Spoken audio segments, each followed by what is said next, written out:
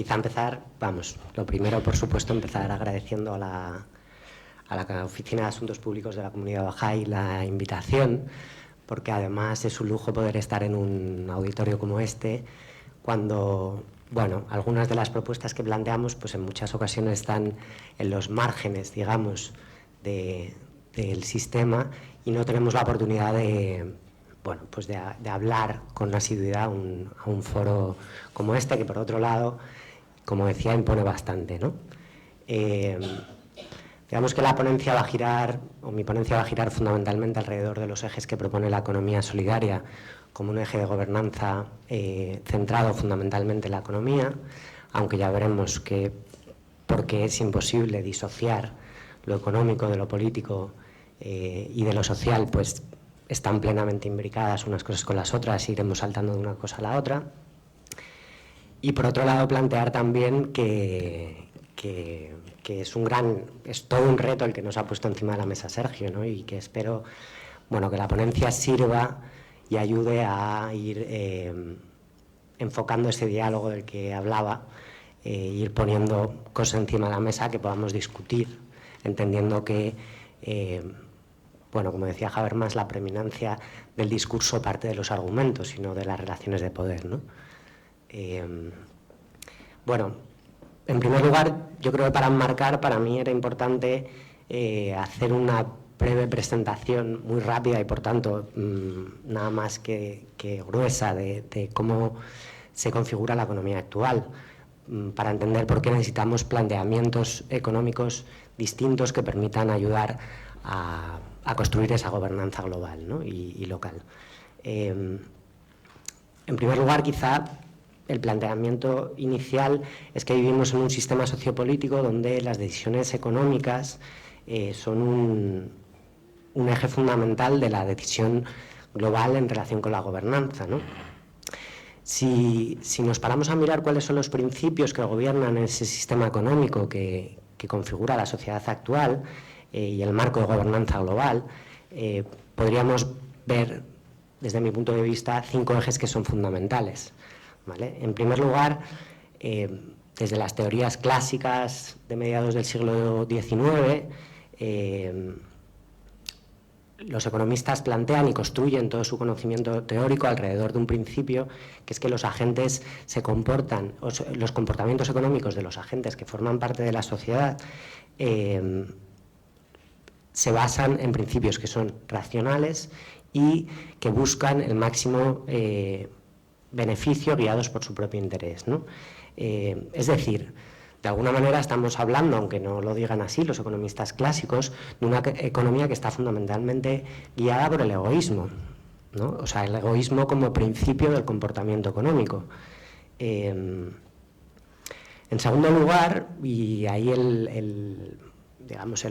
POPE, y desde la formulación de aquella famosa mano invisible que prácticamente todo el mundo conoce, sepa o no sepa de economía, de Adam Smith, lo que plantea ese principio de la mano invisible es que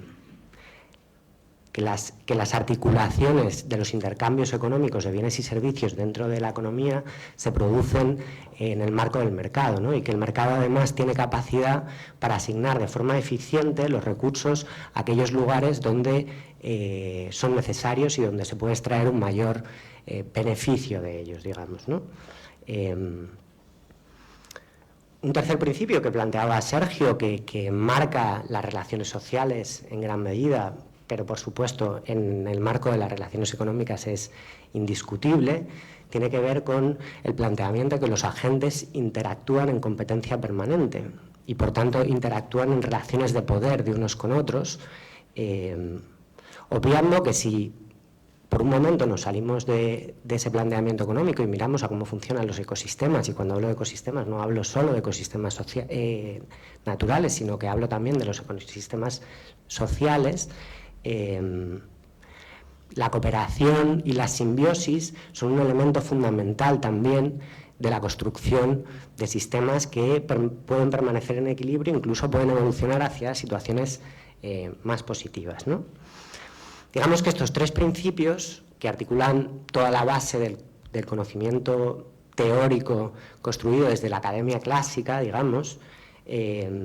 lo que plantean es que cuando funcionan de forma conjunta, lo que consiguen es el mejor resultado para el conjunto de la sociedad, ¿no? A mí me resulta llamativo y me hace preguntarme si realmente esto es así, ¿no? Y luego haremos un panorama de cómo están las cosas para ver si esos principios nos resultan útiles o no nos resultan, ¿no? Pero a estos 3 principios creo que habría que añadir 2 principios más, ¿vale? Un principio que tiene que ver con un principio prácticamente indiscutible, que es que las decisiones económicas y en muchas ocasiones las decisiones políticas tienen que estar orientadas al crecimiento permanente, ¿vale? Entendiendo y además equiparando en muchas ocasiones crecimiento con desarrollo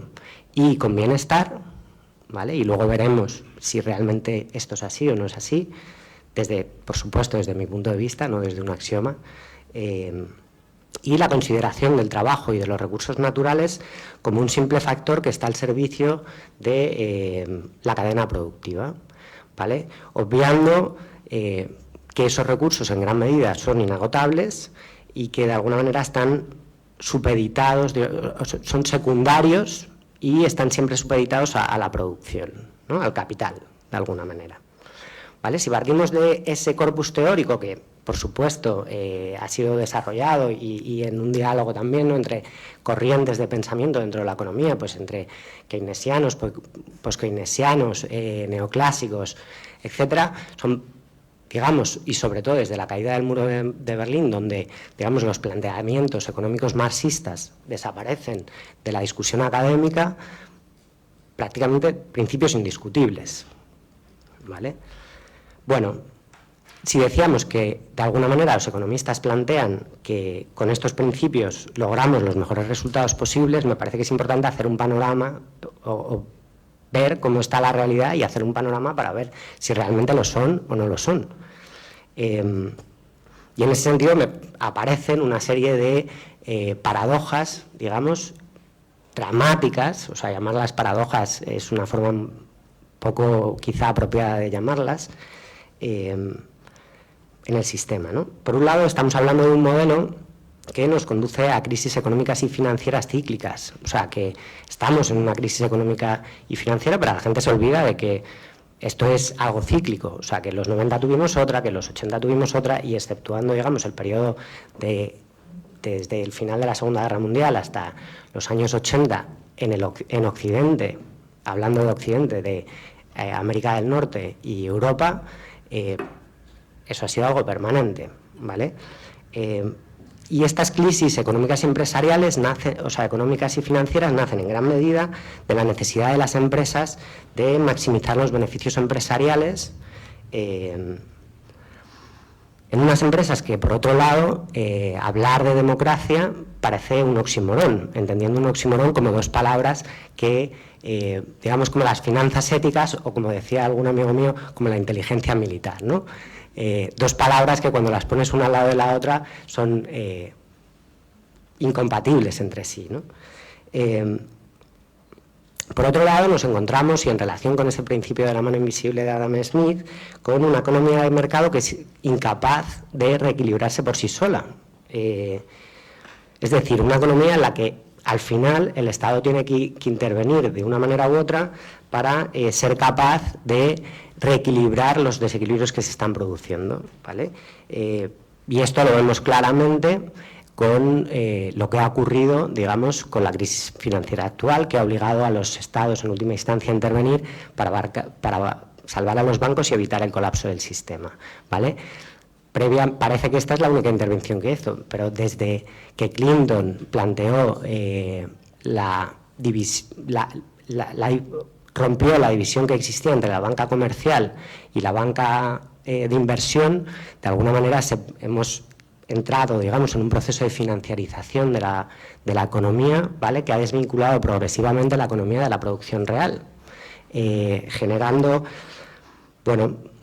pues una traslación también, digamos, de la asignación de las rentas hacia el capital frente al trabajo, ¿no?, con todo lo que esto implica en términos de paro, de exclusión, de precarización de las condiciones económicas, y donde, digamos, se plantea la maximización del la recuperación de los beneficios empresariales como la lógica de intervención de los gobiernos para abordar esas crisis económicas cíclicas, ¿no? Bueno, además nos encontramos en un mundo que desde mi punto de vista, desde el marco de la gobernanza, ni en lo político ni en lo económico, se plantea acabar con cuestiones que tienen una índole política como es el hambre, ¿vale? Según datos de la ONU, nos encontramos ante una realidad en la que una cuarta parte de la población vive por debajo de los mínimos de pobreza, ¿no? Y para poner un ejemplo de que las soluciones en gran medida, por ejemplo, en un tema tan importante como es el hambre, que debería guiar, digamos, de alguna manera por sus consecuencias dramáticas, decisiones de gobernanza global, es fundamentalmente un problema político y no un problema de otra índole. En junio del año 2008, la ONU planteó una conferencia internacional en la que el objetivo principal era dialogar con los gobiernos sobre las formas de acabar con el hambre, ¿vale? Para ello planteaba pues, que era necesario hacer inversiones en regadío, mejora de los caminos rurales, en la pesca, y la ONU estimaba las inversiones necesarias para acabar con el problema del hambre en 50.000 millones de dólares al año, ¿vale? Sin embargo, los gobiernos plantearon que esa era una inversión excesiva, que era una inversión a la que no podían hacer frente, ¿vale? En septiembre del año 2008, cuando cae Lehman Brothers, los gobiernos intervienen para salvar el sistema financiero y, según algunos de los cálculos, introdujeron 4 billones con B de dólares en el sistema financiero para poder salvar. Estamos hablando de que esto supone más de 90 veces lo que planteaba la ONU como las cantidades necesarias para acabar con la pobreza en el mundo, ¿vale? ¿Vale? De alguna manera estamos hablando también de un sistema que en esa asignación de las rentas plantea desigualdades extremas, ¿vale? Y vuelvo otra vez a los datos. Según datos de la ONU, según datos del Banco Mundial, el 10% más rico de la población mundial posee el 54% de los ingresos totales, ¿vale? Mientras que el 40% más pobre tiene acceso a un 5% de ellos, ¿vale? Al mismo tiempo, muchos de los estudios que tenemos plantean que se produce una desvinculación, digamos, entre renta y satisfacción social. Es decir, la renta no es un principio de satisfacción social una vez que se ha cubierto una renta mínima que permite a esas personas acceder a cubrir sus necesidades más básicas, ¿vale? Y cuando estamos hablando de las necesidades más básicas estamos hablando fundamentalmente de la capacidad de alimentarse y tener un espacio de protección, ¿vale? Un espacio de protección en términos de vivienda, de seguridad, etcétera, ¿vale? Y, por si fuera poco, no solo nos enfrentamos, desde mi punto de vista, a una crisis económica, sino que nos enfrentamos, además, a una crisis ambiental de consecuencias impredecibles y, para mí, urgentes, ¿vale?, que amenaza con agravar los conflictos y las condiciones de vida en el planeta. Y además nos enfrentamos también a lo que muchas feministas y ecofeministas denominan una crisis de cuidados, es decir, una crisis en la que las mujeres fundamentalmente, como parte más débil de la cadena, sufren las consecuencias de la exclusión, al mismo tiempo que son ejes vertebradores fundamentales de un sistema productivo que sin esos cuidados que existen debajo sería incapaz de sostenerse por sí mismo, ¿vale? Y que si de alguna manera hubiese que incorporar al mercado, el mercado no tendría capacidad para dar respuesta en términos de renta a todos esos cuidados que están ahí debajo, ¿vale? Y cuando hablo de sistema de cuidados, hablo de que afecta fundamentalmente a las mujeres, pero no hablo de que es una responsabilidad exclusivamente de las mujeres, ¿no? Hablo de que necesitamos también abordar de alguna manera cómo respondemos a los cuidados que las personas necesitamos y que de alguna manera para mí son básicos cuando nos planteamos hablar de gobernanza. Es decir, sin que la gente se sienta cuidada, se sienta protegida, difícilmente vamos a construir espacios de gobernanza que sean ricos y prósperos, porque en situación de conflicto normalmente lo que ocurre es que no se produce la lucha no se produce un proceso por la gobernanza, sino que se produce una lucha por la supervivencia, ¿vale? Bueno, digamos que si planteamos desde ese marco y planteamos que parece que el sistema económico global, con todas sus traducciones hacia lo local que tienen, generan toda esta serie de problemáticas, parece evidente que nos tenemos que plantear un cambio de sistema. Un cambio de sistema económico, o por lo menos la introducción de modificaciones sustanciales en la teoría económica y en la forma de funcionar de la economía, que permita generar un marco más propicio para generar una gobernanza, ¿no? Y como decía Umbral, y de alguna manera me siento también legitimado porque Sergio me ha invitado aquí, pues yo he venido aquí a hablar de mi libro, y si no hablo de mi libro, pues me voy, ¿no? Entonces, bueno, de alguna manera, desde la economía solidaria se plantea un marco teórico que trata de poner a las personas, al desarrollo sostenible y la relocalización de la economía en el centro de las decisiones económicas, ¿vale? Para ello se inspira en una carta y sí aclarar que esta es una propuesta y que por supuesto no es la única propuesta de reconstruir la economía y que es una propuesta que tiene que estar en diálogo permanente con otras propuestas que plantean planteamientos similares o distintos, viendo de qué forma se puede incorporar lo mejor de cada una de ellas, ¿no? Bueno, cuando hablamos del marco teórico de la economía solidaria, pues hablamos de 6 principios fundamentales que consideramos que deberían de guiar las decisiones económicas, fundamentalmente partiendo de la dimensión de la empresa, entendiendo que la empresa es de alguna manera el agente fundamental o uno de los agentes fundamentales en el desarrollo del sistema económico, ¿vale? Esos 6 principios son, en primer lugar, un principio de igualdad, entendiendo por igualdad un principio de democracia económica y un principio de democracia dentro de la empresa, que está íntimamente ligado y no podemos desvincular de cómo es la propiedad de la empresa también, ¿vale? Porque es difícil generar procesos de democracia donde hay agentes que no son iguales. Hablamos de un segundo principio que tiene que ver con el trabajo y que plantea la necesidad de que las empresas generen puestos de trabajo dignos que permitan el desarrollo de las personas, no solo en lo profesional, sino también en lo personal, y por tanto estamos hablando también de cómo se integran dentro de la empresa políticas de conciliación. Y cuando hablo de conciliación, no hablo de la conciliación para cuidar a mis hijos, sino hablo de la conciliación, por ejemplo, para que pueda participar en espacios de decisión política, también, tenga hijos o no los tenga.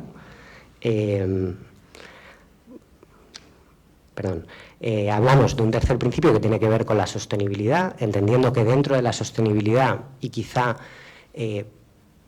yendo más allá de la RSC, la economía de la empresa tiene que estar supeditada a los límites biofísicos del planeta, es decir, la economía parte de la Tierra y no la Tierra puede estar al servicio de la economía, porque por ese camino vamos bastante mal. La cooperación como un principio rector de las relaciones entre agentes económicos, ¿vale? Lo cual no quiere decir que evidentemente estamos en un marco de mercado y en una economía capitalista de mercado en la cual la competencia también va a ser un tipo de relación que va a estar ahí, pero planteando que debemos de tratar de tener una mirada que integre la cooperación también en la forma de hacer relaciones empresariales, ¿vale? Una quinta que tiene que ver con el compromiso con el entorno, entendiendo con el compromiso con el entorno como un compromiso con la comunidad y de alguna manera partiendo de una premisa que si la empresa genera sus rendimientos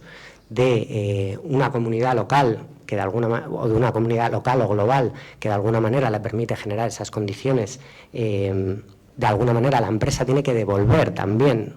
parte de esa rentabilidad al desarrollo de las comunidades, ¿vale? Y hablamos de, a mí me gusta decir, el principio dice sin ánimo de lucro, pero yo suelo decir sin ánimo de pérdida, porque la mitad de las iniciativas empresariales de las que hablamos son iniciativas empresariales relativamente precarias. No estamos hablando de Facebook ni de Google, ¿no? Entonces, en ese sentido, claro, si hablamos de un modelo empresarial, estamos hablando de un modelo empresarial que sea capaz de hacer, de alguna manera, lo que muchas veces denominamos una triple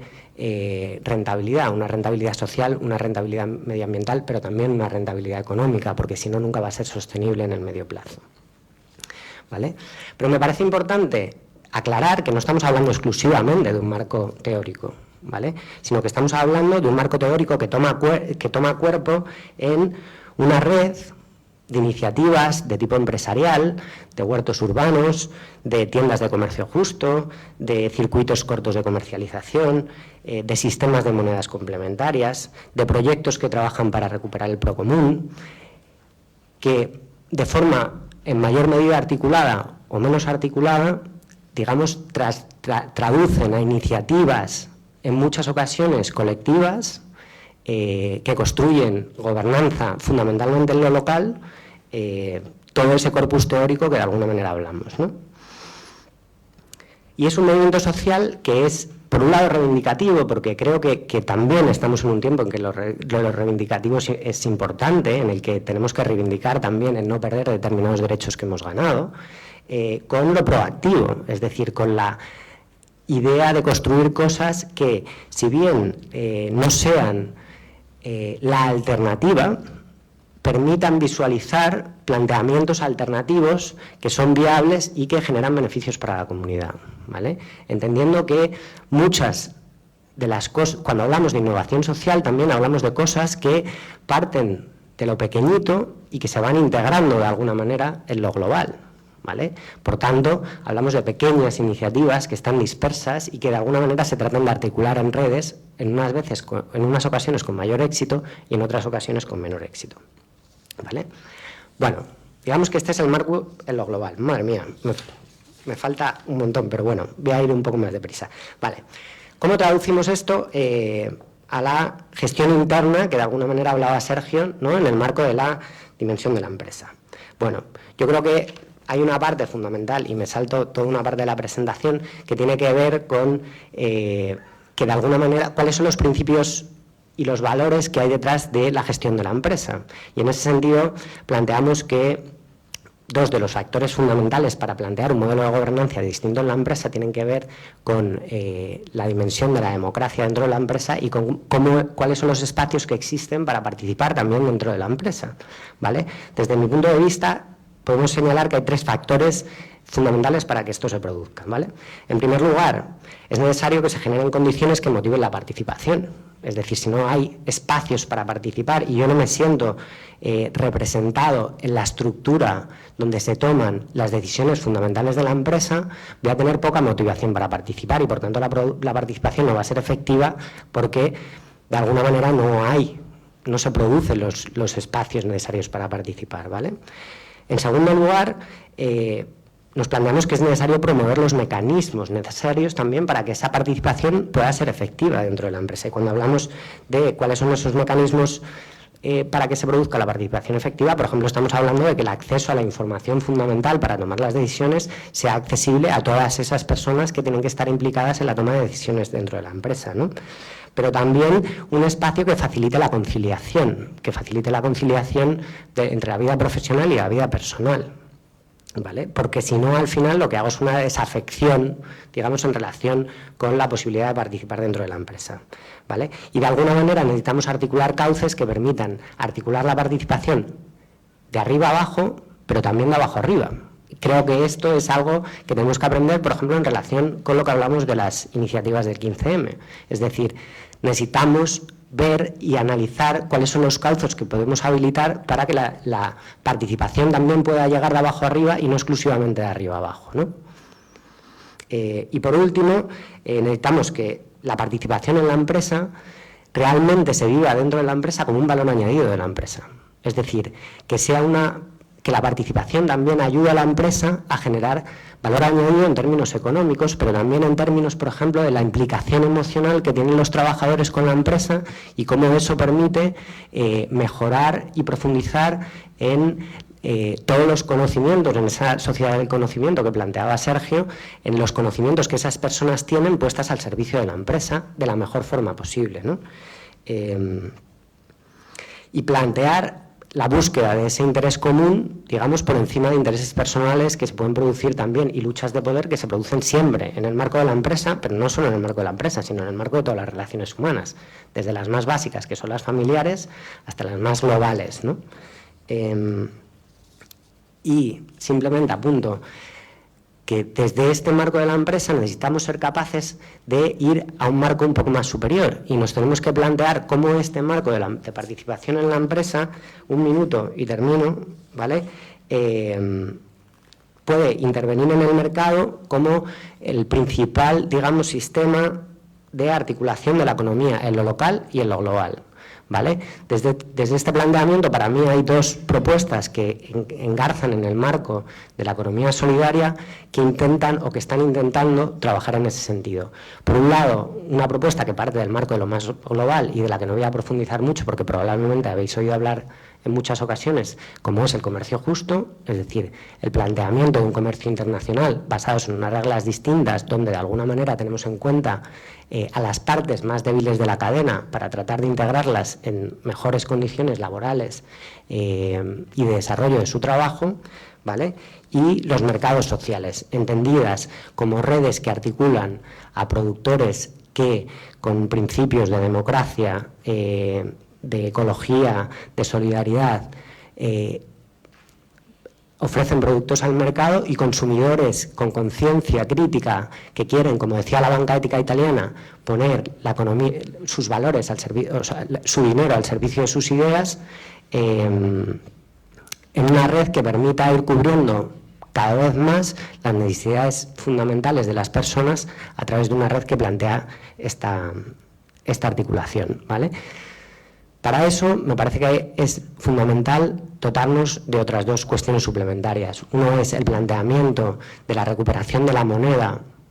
y en concreto el desarrollo de monedas locales como un instrumento de recuperación de la gobernanza, entendiendo que una moneda local es una moneda que circula en un contexto local y que es creada por la comunidad y por tanto de alguna manera retroalimenta los circuitos económicos que se producen dentro de la comunidad, dejando muchísimo más valor añadido en la comunidad local y evitando que muchos de los rendimientos que se generan en la comunidad local salgan a lo global de forma inmediata, ¿vale? Y aquí pongo un ejemplo para que veáis que no estoy hablando de algo súper loco y lo podéis buscar en internet. Banco Palmas en Brasil, Fortaleza, como una iniciativa de desarrollo comunitario donde una comunidad que no tiene dinero pero sí tiene recursos en términos de trabajo y de capacidades, crea una moneda local que le permite intercambiar entre ellos, poniendo en valor todos esos recursos y esas capacidades que tienen y, de alguna manera, reactivando la economía y haciendo que se invierta el recorrido, es decir, que la moneda venga de fuera hacia adentro. O sea, a medida que yo voy teniendo capacidad y renta, puedo empezar a generar y a atraer rentas que vienen de fuera. Y esto no es algo absurdo, quiero decir, así es como funcionan los mercados financieros internacionales, más o menos, ¿no? Y el otro es dotarnos, si hablamos de gobernabilidad y hablamos de valores y hablamos de democracia, hablamos de dotarnos de instrumentos que nos permitan, como dicen los ingleses, do what you talk, ¿no? Que nos permitan ser transparentes también en que lo que decimos es lo que hacemos, ¿vale? Y ahí nos planteamos tres principios, o tres herramientas que con distintas características podrían permitir hacer ese tipo de articulación, ese tipo de rendimiento, digamos, de cuentas hacia la sociedad, que son el balance social como un sistema de autoauditoría donde lo que me planteo es un proceso de mejora continua, digamos, como de alguna manera funcionan los sistemas de calidad, que probablemente conozcáis mucho mejor, un sistema de auditoría social donde más allá del autodiagnóstico que hace la empresa hay evaluadores externos que garantizan, digamos, que ese autodiagnóstico efectivamente se cumple y ahí estaríamos hablando de cosas, por ejemplo, más cercanas, por ejemplo, a los sellos agroecológicos, a los sellos de comercio justo, etc. Alguna forma de certificar que lo que digo es lo que hago. Y, por último, las certificaciones participativas, entendidas como procesos que surgen de la ciudadanía para certificar que efectivamente se cumple lo que estamos diciendo, ¿vale? Y este, por ejemplo, es un proceso que en Latinoamérica se ha articulado en muchas ocasiones alrededor de lo ecológico, porque son comunidades que en muchas ocasiones no tenían acceso en términos de renta a poder certificarse y, por tanto, lo que se plantea es si fundamentalmente estamos trabajando en un sistema de circuitos cortos de comercialización, que sea la propia comunidad donde están esos principios, o sea, esos circuitos, la que certifique que efectivamente esos productos cumplen con esos principios. De esa forma estamos construyendo gobernanza en lo local, ¿vale? Estamos integrando a diferentes actores dentro del marco de participación para que sean capaces de certificar modelos económicos distintos, ¿vale? Y lo dejo hasta aquí, aunque tenía un poquito más, pero efectivamente, como no he hecho la presentación previamente en mi casa porque no tenía tiempo, pues me he comido parte del tiempo y dejamos un tiempito para preguntas. Muchas gracias.